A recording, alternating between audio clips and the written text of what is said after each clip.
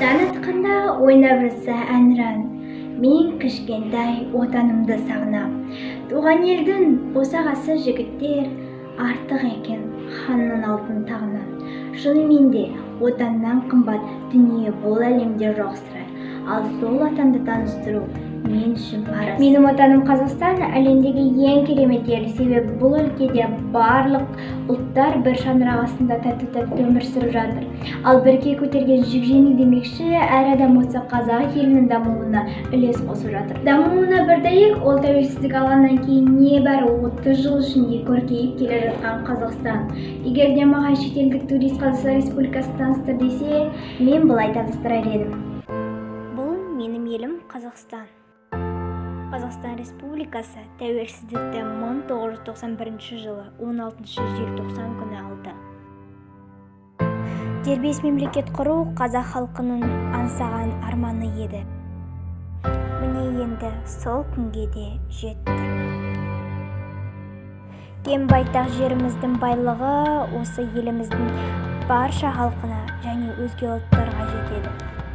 Қазақстан Республикасының тәуелсіздігін ең алғаш ақш мемлекеті мойындады. Осыдан 30 жыл бұрын Қазақстан Республикасы тәуелсіздігі туралы заң қабылдағаннан кейін ғана халқымыз өз мемлекеттігін шынайы тарихи мен мәдениетін қайта түлетуге жігерлене құлшынысқа кірісті. Елдің ішкі және сыртқы саясаты өзіміз бұрын өмір сүрмеген қоғамның түбірінен өзгеше жаңа демократиялық қоғам құру принциптерін дербес айқындады.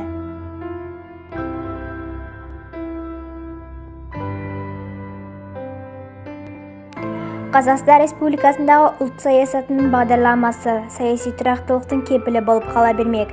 2030 жылға дейін даму стратегиясындағы ұзақ мерзімді 7 басым бағыттың ішінде ұлттық қауіпсіздіктен кейін 2-ші орында көрсетілген.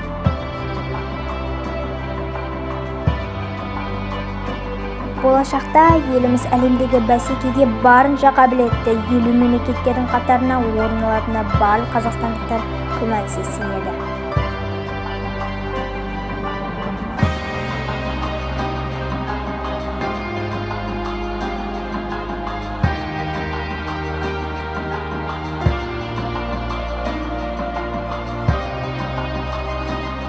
Отыз жылдың ішінде қаншама жетістіктерге қол жеткен Қазақстан Республикасы дәл қазірде